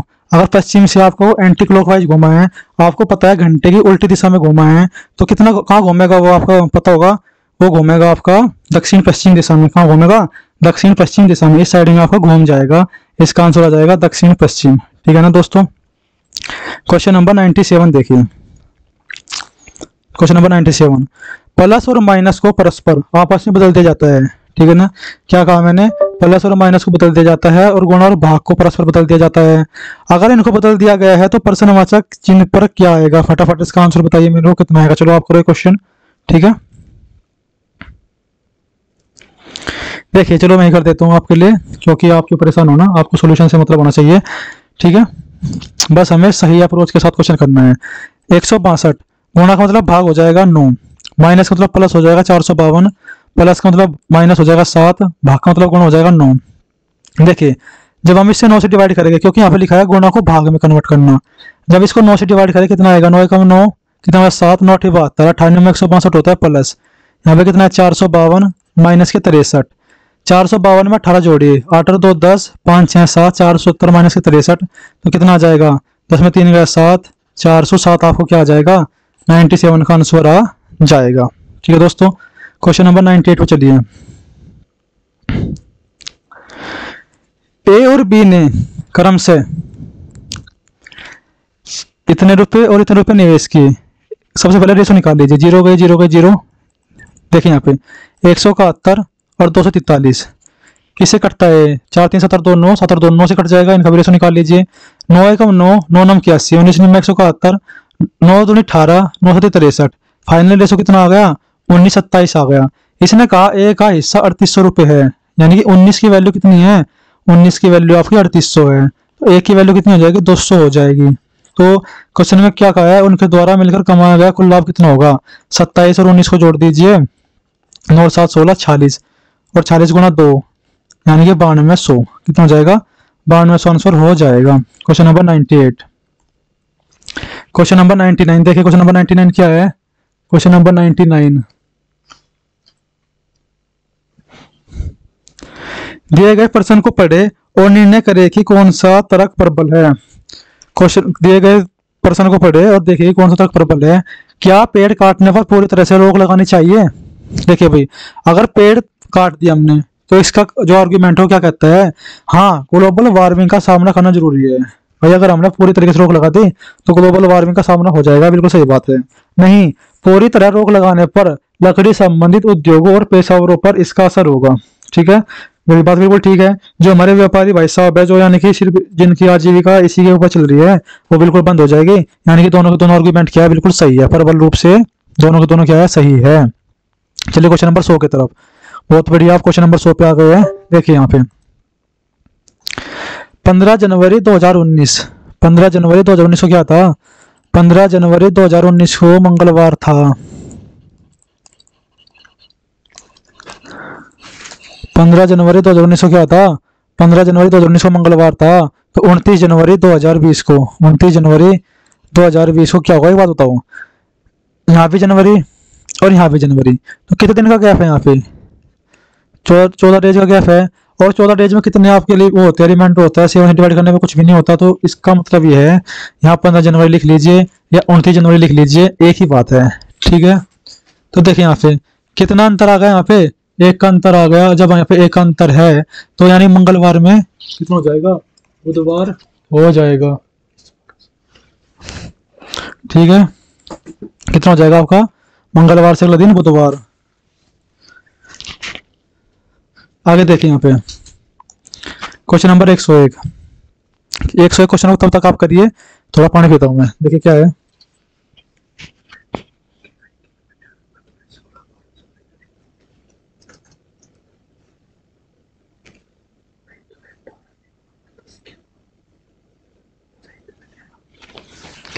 देखिए क्वेश्चन नंबर 95 को एक बार तब तक देख लेते हैं एक बार, फिर क्या था उसमें क्वेश्चन नंबर 95 में। देखिए क्वेश्चन नंबर 95 में हमने क्या किया था, हमारे पास टाइम आ गया था, कितना टाइम आ गया था आपका 360 सेकंड, और फॉर्मूला था डिस्टेंस बराबर स्पीड इनटू में टाइम, ठीक है ना। तो डिस्टेंस क्या निकालना था इसमें कि डिस्टेंस निकालनी थी कितनी होगी। तो जो डिस्टेंस है इसने कहा था कि चोर कितना भागेगा, ये पूछा ना इसमें, थी टू रन बिफोर दी। हाँ हमने क्या कहा इसमें क्वेश्चन में चोर के बारे में पूछा था, हमने यहाँ पुलिस वाले के बारे में कर रहे थे, हमने इसे हमसे गलती हुई क्वेश्चन पढ़ने में, हम यहाँ पे किसके बारे में कर रहे थे, पुलिस के बारे में। 10 गुना 5/18, टाइम कितना था 360 सेकंड, 18 दूनी 36, 0 20 पंजे 100 और गुना के 10, कितना आ जाएगा 1000 मीटर आ जाएगा। तो तभी तो थोड़ा सा रिलैक्स होना चाहिए माइंड, जिससे कि अगर हमारे माइंड को कोई प्रेशर होना है तो क्वेश्चन को छोड़कर स्किपर पे आगे बढ़िए, जिससे कि गलती ना हो, ठीक है ना दोस्तों। जो हम कर रहे थे, अगर हम वहाँ पुलिस की निकाल रहे थे, पुलिस का भी ठीक निकाल रहे थे हम, वो उससे हो जाता। लेकिन हम थोड़ा सा, जैसे मैंने देखा कि ऑप्शन में तो आंसर ही नहीं है, मैच नहीं कर रहा है, तो मेरे को लगा अभी क्वेश्चन को स्किप करना ही बेस्ट है, बाद में आगे करूंगा। तो अभी जैसे हम क्वेश्चन नंबर 100 तक पहुंचे, तो फिर मैंने सोचा कि एक बार मैं देख लेता हूँ किसके बारे में पूछा है। तो यहाँ थीफ के बारे में पूछा था, तो क्या हो जाएगा यहाँ पे, टाइम आया था क्वेश्चन नंबर 95 में, बिल्कुल ठीक कर रहे थे, उससे आगे जाते जाते यहाँ पे हमने बस 10 की जगह क्या लिख देता, 12 लिख देता, वही हमारी गलती हो गई थी, ठीक है ना। तो आंसर कितना आ जाएगा आपका 1000 मीटर आपका आंसर आ जाएगा, ठीक है ना। करेक्ट कर लेना इसको दोस्तों, ठीक है ना। और देखते रहिए क्वेश्चन नंबर आगे, कौन से क्वेश्चन पे आ गए हम, क्वेश्चन नंबर 101 पे आ गए हैं अब, ठीक है ना। 95 क्वेश्चन हो गया ना सभी का, ठीक है ना। कहाँ गलती थी हमसे वो हमने देख लिया है, ठीक है। अब क्वेश्चन नंबर 101, अगर आवाज क्लियर ना है तो बताना मेरे को। यदि L का अर्थ भाग, N का अर्थ गुणा, ये शायद जो इसका आंसर की है उसमें क्वेश्चन गलती दे रखा है, एक बार चेक कर लेना, ठीक है। श्योर नहीं हुआ अभी, थोड़ा ध्यान से हल्का हल्का सा। P का अर्थ प्लस, J का अर्थ माइनस है, तो दिए गए समीकरण में इसको बनाने के लिए, सही बनाने के लिए किसको आपस में चेंज करना पड़ेगा। देखिए यहाँ पे एक बार ऑप्शन नंबर डी से देख लेते करके, ठीक है ना, लास्ट से चलते उल्टा। 19 इसने कहा है, अगर मैं नंबरिंग कर लेता हूँ पहले, 19 95 5 35 7 इस तरीके से है। इसने कहा जहां n है वहां l रख दो, और जहां l है वहां n रख दो। देखिए l और n में चेंज कर देता हूं मैं, यहाँ पर n रख दिया, यहाँ पर l रख दिया, यहाँ पर j रख दिया, यहाँ पर p रख दिया, बात ठीक है बिल्कुल। 19 n की वैल्यू कितनी है यहाँ पे 95, l कितना है आपका डिवाइड 5, j की वैल्यू कितनी है आपकी -35, p की वैल्यू कितनी है आपकी +7। ये बात समझ में आई आपकी। अब देखिए आपको इससे डिवाइड करना है 5 से, 5 से डिवाइड करके कितना आएगा 19 आएगा, 19 इंटू 19 माइनस के 35 प्लस के 7, 19 का स्क्वायर कितना होता है 361 होता है, माइनस 35 में 7 कितना बचता है 28 बचता है, 11 में से 8 गए 3, 5 में 2 गए 3, 3। तो आपको आंसर कितना लाना था 3 आपको आंसर लाना था, ठीक है ना। आंसर ये आपका आंसर आ गया। क्वेश्चन नंबर 102, दिए गई आकृति की सही दर्पण छवि का चयन करें जो तब बनेगी जब दर्पण को mn पर रखा जाएगा। तो नीचे दिखाया गया है, देखिए यहाँ पे। अब आप एक बात देखिए, जो इस तरह क्वेश्चन होता है, इस तरह क्वेश्चन आपको करने में ज्यादा टाइम नहीं लगता है, ठीक है ना। क्योंकि क्वेश्चन क्या होते हैं, क्वेश्चन करने आसान होते हैं, बस आपको थोड़ी समझ होनी चाहिए चित्र को पहचानने की। अगर आप चित्र पहचान रहे हैं, देखें यहाँ पे सबसे पहले जो डॉलर का साइन है ये यहाँ पे कोने पे आएगा, यहाँ है नहीं है, यहाँ है नहीं है, तो फिगर तो ऐसे कट गई। जो आपका बी है ये उल्टा बनेगा, ठीक है ना। और इस वाले इस तरीके से, जो इस तरीके से हमारी फिगर बनेगी, इस वाले इधर आएगा बी उल्टा, इधर बी उल्टा है, इधर भी उल्टा है, बिल्कुल सही बात है। इधर डॉलर है, इधर डॉलर है, बात भी सही है। अब एक बात देखिए, जो यहाँ पे ये तीर का इस तरीके से बना हुआ वी, और यहाँ पे ये निशान बने हुए हैं, वे इसमें निशान बने हुए हैं ना, यहाँ तो कोई निशान नहीं बना नीचे, तो ये फिगर क्या हो जाएगी, गलत हो जाएगी। तो आपका क्या हो जाएगा आंसर, आपका आंसर डी हो जाएगा। उम्मीद है क्वेश्चन समझ में आया होगा आपकी, ठीक है ना। और 95 जो क्वेश्चन था यार, उसके लिए थोड़ा सा गलती के लिए थोड़ा माफी चाहते हैं, थोड़ा हो गया गलती, मिसप्रिंट हो जाता है अभी कभी कभी, ह्यूमन एरर हो सकता है, ठीक है। आंखों को भी धोखा हो सकता है पढ़ने में, ठीक है। देखिए क्वेश्चन नंबर 103, एक दिन में 6 घंटे खुले रहने वाले 12 पंप एक पौंड तक भरे जलाशय को 15 दिन में खाली कर सकते हैं। अब आप एक बात बताइए, और एक दिन में 9 घंटे खुले रहने वाले कितने पंप जलाशय को 12 दिन में खाली कर पाएंगे। इजी है बहुत ही भाई, 6 घंटे 12 पंप 15 दिन, ये बात समझ में आई, इज इक्वल टू 9 घंटे 12 दिन, ठीक है ना, और एक्स पंप। समझ में आई बात। देखिए यहाँ पे 12 से गया 12, 3 तिया 9, 3 दूनी 6, 3 पंजे 15। एक्स बराबर कितना आ जाएगा? एक्स बराबर आपका 10 आ जाएगा। कितना आ जाएगा? 10 हो जाएगा। समझ में आई बात आपकी? हम क्वेश्चन नंबर 104, यदि डिस्काउंट शब्द के सभी अक्षरों को बाएं से दाएं वर्णमाला क्रम में व्यवस्थित किया जाए, कहाँ पे किया जाए? बाएं से दाएं व्यवस्थित किया जाए तो कितने अक्षरों की स्थिति अपरिवर्तित रहेगी? सबसे पहले तो इनकी आप क्या कर लीजिए? नंबरिंग कर लीजिए। क्या कर लीजिए? नंबरिंग। नंबरिंग का मतलब क्या होता है? जो इनका प्लेस होता है आपके अल्फाबेट्स में, अल्फाबेट होता है, अल्फाबेट्स में देखें यहाँ पे 4, 9, 19, 3, 15, 21, 14, 20 कर लोगे आप ऐसे। अब आपको क्या करना है? इनको करना है बाएं से दाएं वर्णमाला क्रम में व्यवस्थित करना है, यानी कि इनको आरोही क्रम में लगाना है। तो सबसे पहले क्या आएगा? आपका नंबर 3 आएगा। 3 के बाद क्या आएगा? आपका नंबर 4 आएगा। 4 के बाद आपको क्या रखना है? फिर आपको 9 रखना है। 9 के बाद आपको क्या रखना है? 14 रखना है। 14 के बाद आप क्या रखोगे? 15 रखोगे। 15 के बाद आपका 19 आएगा, फिर 20 आएगा, 21 आएगा। तो इसमें कितने मैच हो रहे हैं? आपका एक आंसर मैच होगा कितना? 15। तो आपका ऑप्शन नंबर 100, जो क्वेश्चन नंबर 104 है, क्वेश्चन नंबर 104 का क्या हो जाएगा? ऑप्शन नंबर आपका डी हो जाएगा। उम्मीद है यहाँ तक आपको अच्छी तरीके से समझ में आ रहा होगा दोस्तों, और आप इस सीरीज को एंजॉय कर रहे होगे। आपको कुछ ना कुछ सीखने को पक्का मिल रहा होगा। ठीक है, जो आपका रिव्यू है मेरे लिए बहुत इंपॉर्टेंट होता है, और आपके हिसाब से ही मैं अपनी क्लास को चला रहा हूँ। कभी वॉइस की प्रॉब्लम होती है, कोई भी प्रॉब्लम हो सकती है, तो आपको शेयर करना है मेरे से जरूर। ठीक है ना?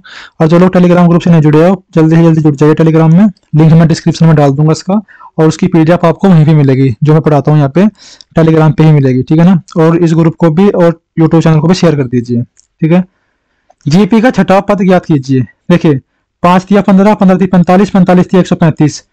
अगर आप इसमें 3 की मल्टीप्लाई करोगे, 3 5 15, 3 3 10, 405। 1 2 3 4 5 पद हो गया, इंटू में 3, 3 5 15, 3 चौक 12, 1215 आपका ये आंसर हो जाएगा। कितना हो जाएगा? 1215 आपका आंसर हो जाएगा। हम सीधा कर सकते हैं, जीपी तो इतना आसान है कि हम सीधे ही मल्टीप्लाई करके आंसर निकाल सकते हैं। ठीक है दोस्तों, क्वेश्चन नंबर 106 भाई, ये तुम्हारा अपना खुद का चैनल है, तो इसको आगे ले जाना आपका ही काम है। ठीक है? अगर इस पर अच्छा कंटेंट चाहते हैं और चाहते हैं कि क्लास कंटिन्यू रहे, तो आपका सहयोग बहुत जरूरी है मेरे लिए, क्योंकि आपका हर एक लाइक शेयर सब्सक्राइब मोटिवेशन प्रदान करता है मेरे को। एक त्रिभुज का क्षेत्रफल ज्ञात कीजिए जिसके यदि उसके दो आयामों का मतलब उसकी लेंथ और परिधि क्रमशः इस तरीके से देखें। यहाँ पे ये ट्रायंगल है, एक सेकंड देखें। यहाँ पे आपका क्या है? ये एक ट्रायंगल है। जब आपका ये ट्रायंगल है, मान लीजिए इसकी एक साइड 9 और एक साइड 11 है, और इसने कहा इसका परिमाप कितना है? 34 है। जब इसका परिमाप 34 है, 11 9 कितना होता है? 20। 34 में से 20 गया तो तीसरी साइड कितनी हो जाएगी? इसकी 14 आ जाएगी। समझ में आई ना बात? इसका परिमाप क्या होता है? परिमाप का मतलब होता है सभी भुजाओं का जोड़। हमारे त्रिभुज में 3 साइड होती है, तीनों भुजाओं का जोड़ का मतलब होता है परिमाप, यानी परिधि। तो एक साइड हो गई 9, एक साइड हो गई 11, एक हो गई 14। ऐसे भी लिख सकते हैं, ए बराबर 9, बी बराबर 11, सी बराबर 14। और जो पेरीमीटर है वो कितना दे रखा है? 34 दे रखा है। और एस बराबर होता है सेमी पेरीमीटर। सेमी पेरीमीटर का मतलब होता है p/2, यानी कि 34/2, यानी कि कितना हो जाएगा? 17। और एरिया निकालने का फॉर्मूला क्या होता है दोस्तों?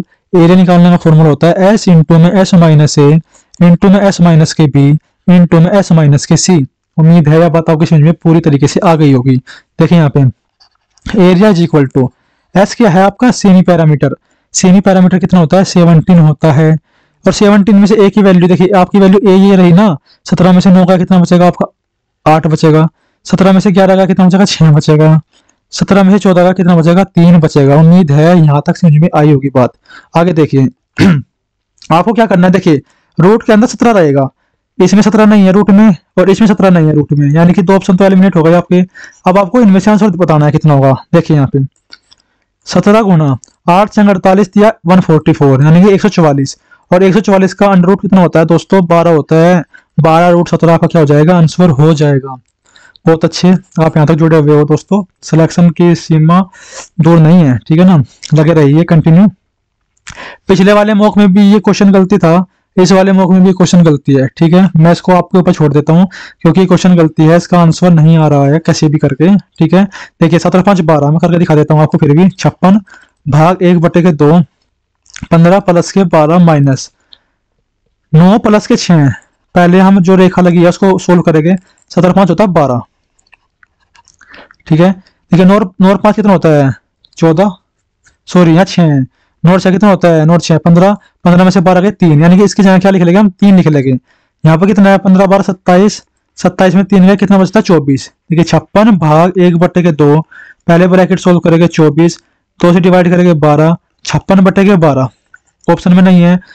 और अगर आप थोड़ा उल्टा दिमाग भी लगा के सोचे कि नहीं क्या पता ऐसे हो रखा हो 56/2 गुणा के 24, जब भी यही आएगा, लेकिन ये थोड़ा क्या हो जाएगा 12 गुणा के 56 हो जाएगा, ठीक है ना।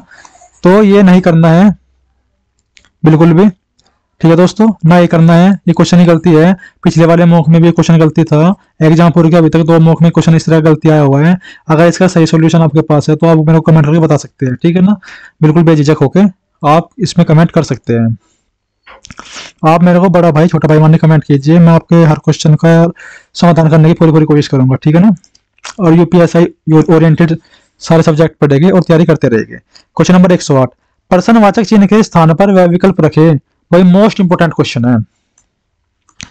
क्या है मोस्ट इंपोर्टेंट, मैं आपको बोल देता हूँ, आप जितने भी लोग क्लास देख रहे हैं या देखेंगे, इसमें से 10 में से सिर्फ 2 ही लोग इसको कर पाएंगे, ठीक है ना। 20% लोग इसको कर पाएंगे, पहली बार के में तो 20% पे भी नहीं होना, ठीक है ना, क्योंकि इसमें एक अलग ही लॉजिक है इस क्वेश्चन में, ठीक है ना। वो लॉजिक क्या है देखिए, आप ज्यादा से ज्यादा क्या कर सकते हैं, आप इस क्वेश्चन में करेंगे सबसे पहले इनकी नंबरिंग करेंगे, इसको ऐड करेंगे, ठीक है।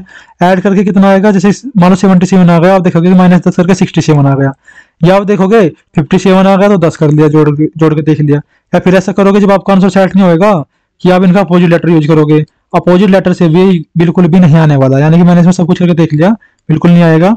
तो आएगा कैसे, अगर जब आपको ऐसा लगे ना तो नंबरों के स्क्वायर से आ रहा है आंसर, या ऐसा लगे कि ना तो जोड़ के आ रहा है ना घटा के आ रहा है, अपोजिट लेटर से भी नहीं आ रहा है, अपोजिट लेटर के सम से भी नहीं आ रहा है, किसी भी नहीं आ रहा है, तो आपको एक चीज और कर लेनी है इसमें, क्या, जो आपका वोवेल है और कॉन्सोनेंट है, एक बार तो वोवेल के अपोजिट लेटर करके देख लो, और एक बार ओनली कॉन्सोनेंट के अपोजिट लेटर करके देख लो, क्या पता दोनों से आंसर सेट हो जाए। अगर ऐसा है तो हो सकता है, देखते हैं अभी करके देखिए। देखिए यहाँ पे लिखा है HUMAN,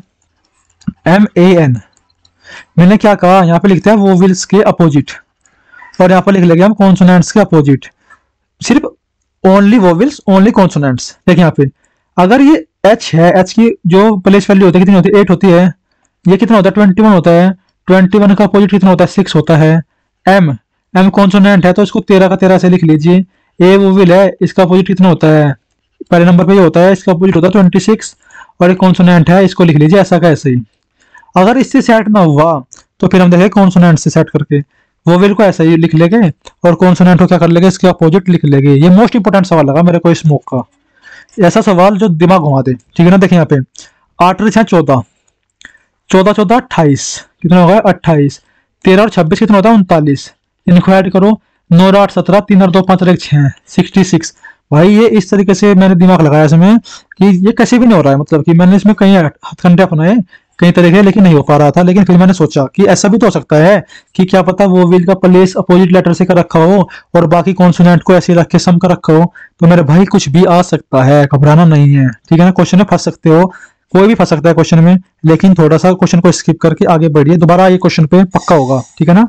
लेकिन हिम्मत मत हारिए, तुम्हारा भाई तुम्हारे साथ है, करवा के मानेगा, ठीक है। देखिए यहाँ पे एनिमल, जो ये एनिमल है ना, अब क्या करना है आपको, ANIMAL, आपका देखिए यहाँ पे जो कॉन्सोनेंट है उसको तो हमने ऐसे लिखा था, कितना होता है 14 13 12, जो ये हमारे वो व्हील है हमने इनको क्या करा था, इनको अपोजिट लेटर में लिखा है, एक का अपोजिट 26, 9 का अपोजिट 18 और एक का अपोजिट कितना होता है 26 होता है, इनको जोड़ दिया भी 26 26 26 कितना होता है 52 होता है। और देखिए यहाँ पे एक वन इसको दे दीजिए, 13 दूनी 26, 13 39, 52 39 और 18, 9 2 11 11 8 19, 5 और 3 8 और 1 9 1 10, कितना सेट हो गया आपका आंसर 109 आंसर सेट हो गया। भैया आपने पक्का कर किया भी है ना आपने क्वेश्चन, मैं गारंटी लेता हूँ 90 से 95% लोगों तो शुरू में हुआ नहीं होगा, क्योंकि मेरे को पता है आप भी मेरी तरीके से तैयारी कर रहे हो, ठीक है, और हम मिलकर तैयारी कर रहे हैं, जो मेरा माइंड सेट है वही आपका माइंड सेट होगा शुरू में, क्योंकि हम सोचते हैं कि ये नंबरिंग से हो सकता है, लेकिन ये होता नहीं है। हम इसको फिर टाइम ज्यादा लगता है मौके में तो हम इसको स्किप करके आगे बढ़ लेते हैं। अगर हमारे पास टाइम की बाउंडेशन नहीं है तो फिर तो कर ही लेंगे हम इसको, लेकिन टाइम के लिमिटेशन में इसको करने का क्या होता है, समय का अभाव पड़ जाता है। ठीक है ना, बहुत बड़ा क्वेश्चन था, इसको भी 2 बार कर लेना एक बार। ठीक है ना, देख लेना उसको। क्वेश्चन नंबर 109, जो क्वेश्चन नंबर 109 है, देखिए लुप्त उत्पत्ति ज्ञात करना। और लुप्त उत्पत्ति ज्ञात करने के लिए पहले वाला जो लेटर है उसको तो निकालने का कोई मतलब बनता नहीं है, क्योंकि सभी के सभी लेटर क्या है, बिल्कुल सेम है। आगे देखिए, देखिए सेकंड वाला सब अलग है, तो एक बार के में क्या हो जाएगा, इसका आंसर आ जाएगा। जेड कितने नंबर पे होता है, 26 पे, एक्स 24 पे, तो दो की कमी है, 24 तो 22, 22 में 2 का 20, जहाँ पे टी होगा वही आपका आंसर होगा। ऑप्शन नंबर 1 क्या हो जाएगा, आपका आंसर हो जाएगा। चलते हैं क्वेश्चन नंबर 111 की तरफ, सॉरी 110 की तरफ। इंपॉर्टेंट क्वेश्चन है क्वेश्चन नंबर 110 की तरफ, यानी कि जो आज का मैथ है ना, यूपीएसआई का एग्जामपुर का, भाई लेवल है मैथ का, क्या बोल सकते हैं, लेवल। यानी कि सब मोस्ट इंपोर्टेंट क्वेश्चन है आज के पेपर में, और टाइम टेकन भी है, तो आपको इसको फुल वीडियो देखना है, फुल सॉल्यूशन देखना है आपको इसका। ठीक है ना, और अपने दोस्तों में भी शेयर करना है इसको। देखिए यहाँ पे, एक नाव धारा के प्रतिकूल एक निश्चित दूरी तय करने में 8 घंटे 48 मिनट का समय लेती है, जबकि धारा के अनुकूल समान दूरी तय करने में, आप एक बात देखिए, डिस्टेंस बराबर स्पीड इंटू टाइम होता है। और जो मैंने डीएसटी वाली वीडियो कराई है उसमें बताया मैंने, जब भी समान दूरी हो, समान दूरी में क्या होगा, स्पीड व्युत्क्रमानुपाती हो जाएगा आपके टाइम के। ये बात समझ में आई आपकी। इसका मतलब ये है कि अगर यहाँ पे आप T1 टाइम ले रहे T2, तो ये आपका जो होगा स्पीड का रेशो हो जाएगा आपका T2 रेशो T1। इसका मतलब ये होता है, समझ में आई बात। आगे देखिए, जब धारा के प्रतिकूल का मतलब होता है U अपस्ट्रीम, धारा के अनुकूल का मतलब होता है डाउनस्ट्रीम D। जब आप धारा के अनुकूल जाओगे ना, तो धारा के अनुकूल जाने में आपको लगता है टाइम कम, क्या लगता है, टाइम कम।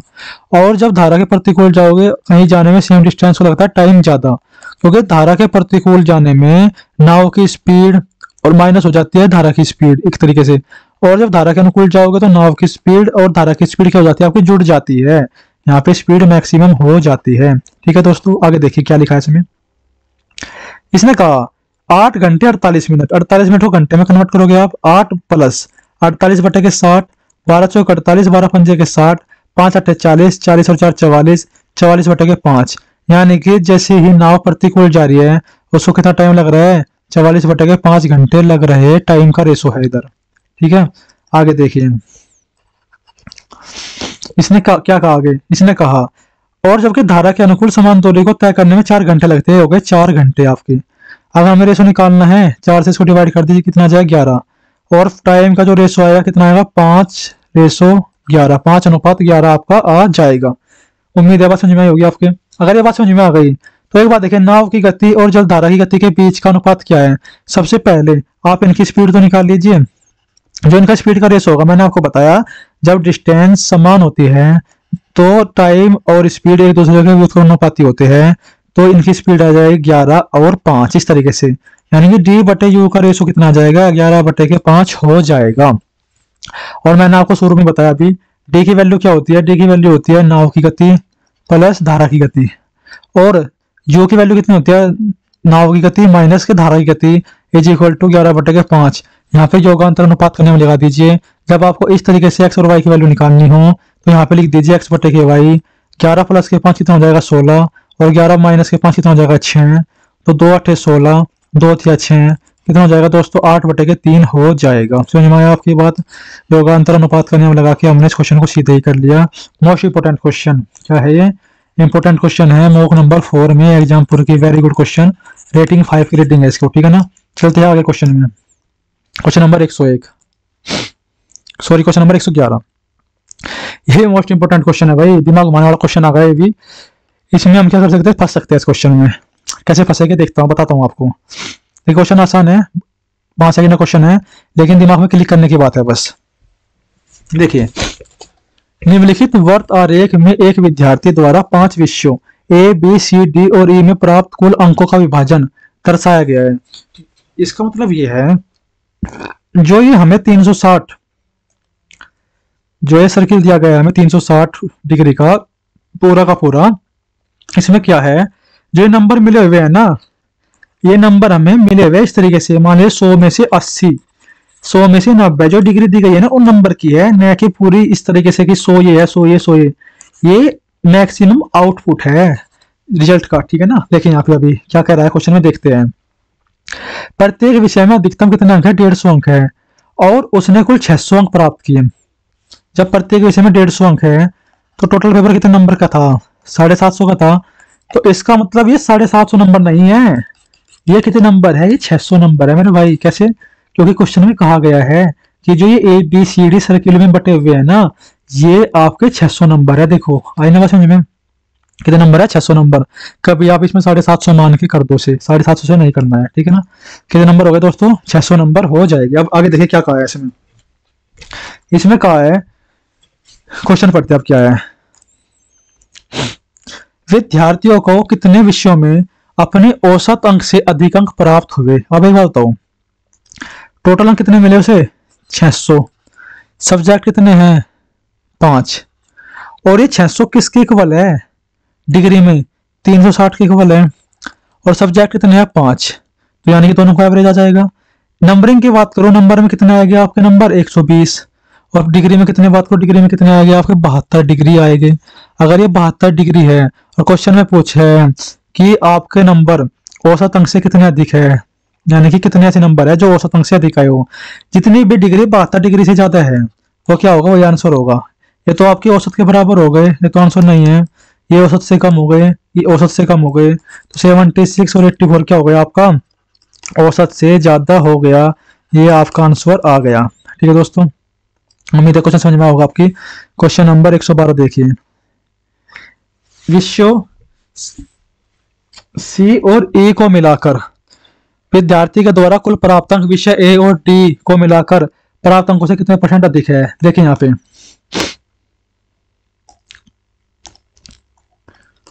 क्वेश्चन नंबर आपका 112 को थोड़ा छोटा कर लेते हैं और अपना देखिए समझते हैं। क्वेश्चन में कहा है विषय सी और ई। सी कौन सा है आपका? सी है आपका 68 डिग्री। सी कितना है आपका? 68 डिग्री। अगर सी आपका 68 डिग्री है और इसने कहा है ई, ई कितना है आपका? 76 डिग्री। ये रहा 76 डिग्री, जोड़ दीजिए। 8 और 6 14, 7 और 6 13, 14, कितना हो जाएगा आपका? 144 डिग्री हो जाएगा। सी और ई में प्राप्त अंक कितने हो गए? 144 डिग्री हो गए।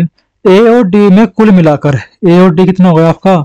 72 और 60, 2 7 और 6 13, कितना होगा आपका? 132 डिग्री हो गया कि नहीं हो गया? क्वेश्चन में क्या कहा है वो देख लीजिए बस। अब इसके अलावा कुछ नहीं देखना, क्वेश्चन देख लीजिए। देखिए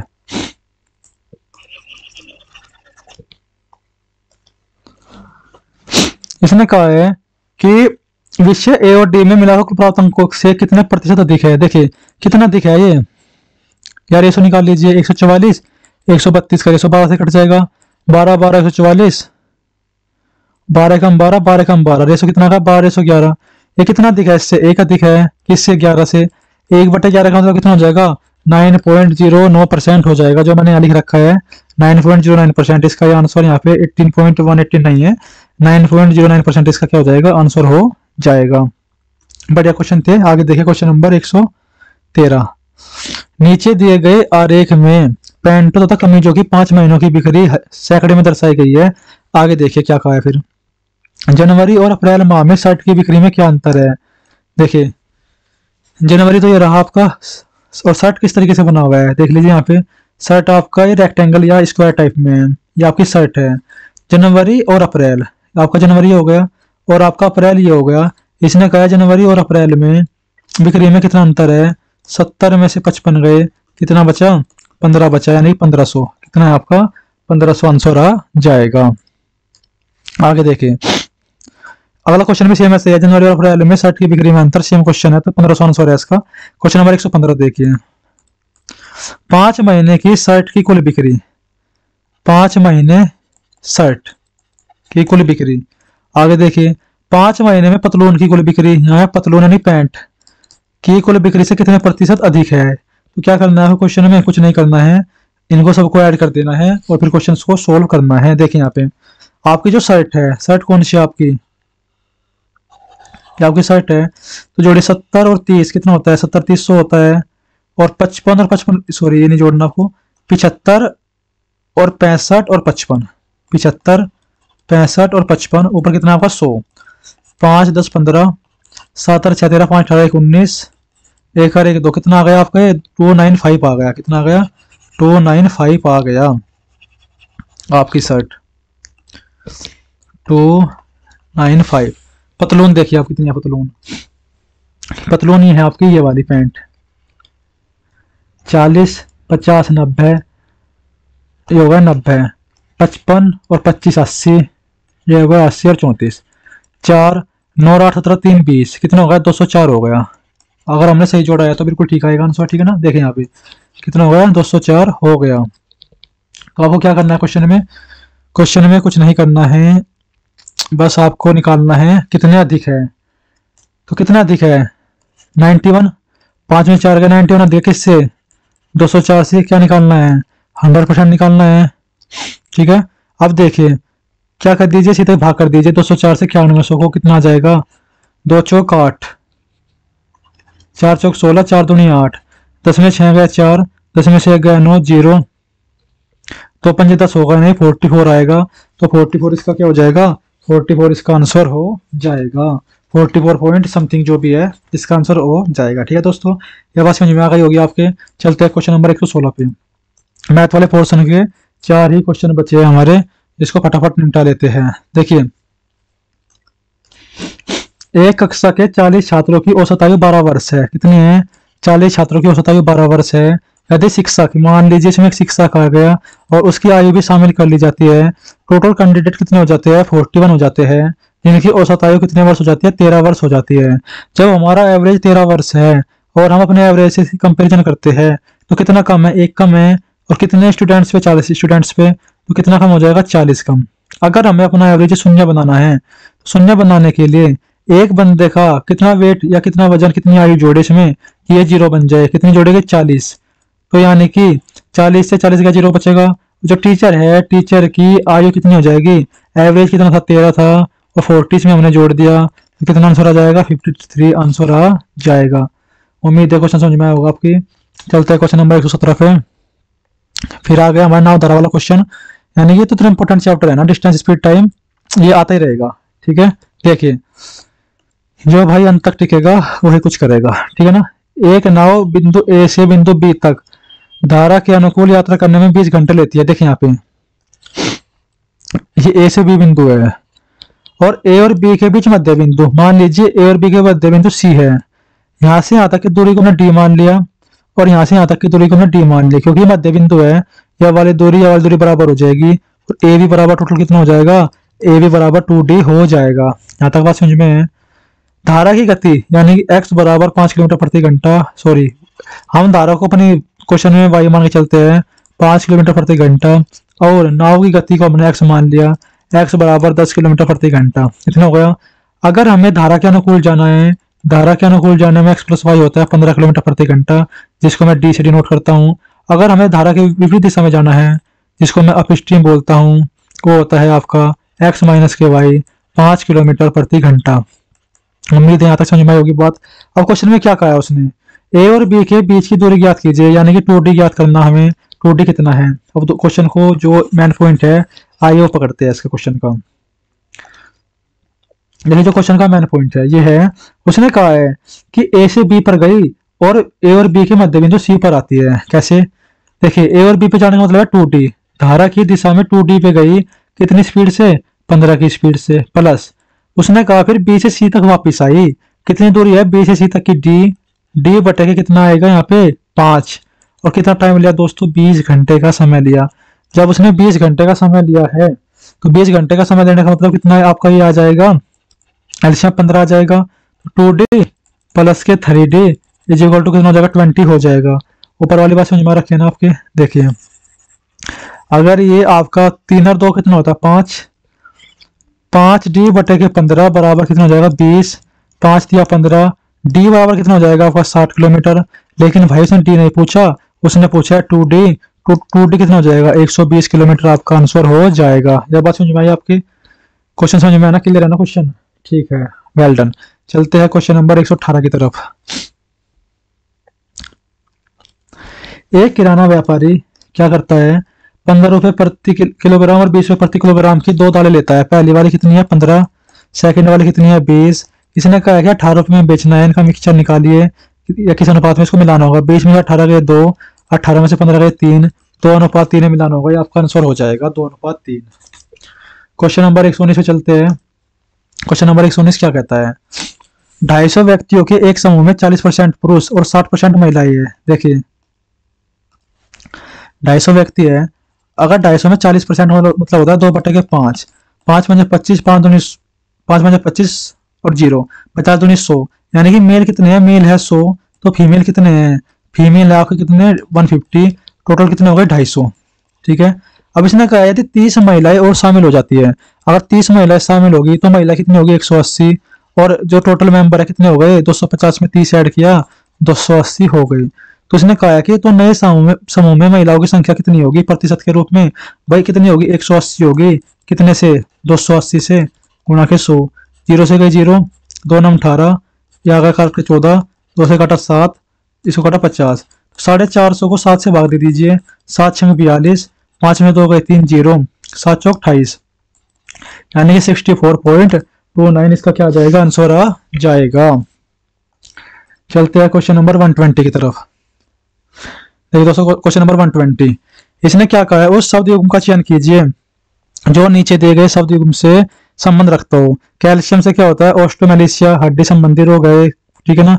आयरन से किसी कमी होती है, मतलब कि जो आयरन की कमी से कौन सा रोग होता है? एनीमिया होता है। रक्त संबंधी रोग है। ठीक है, हमने दोस्तों मैथ वाला पोर्शन भी कंप्लीट कर लिया है। उम्मीद है पूरा पोर्शन आपको समझ में आया होगा, और आप इस तरीके से ही लगातार देखते रहिए। यूपीएससी एग्जाम में ये सीरीज आपके लिए मोस्ट इंपोर्टेंट होने वाली है, और इस सीरीज को अपने दोस्तों को शेयर करना बिल्कुल भी ना भूले।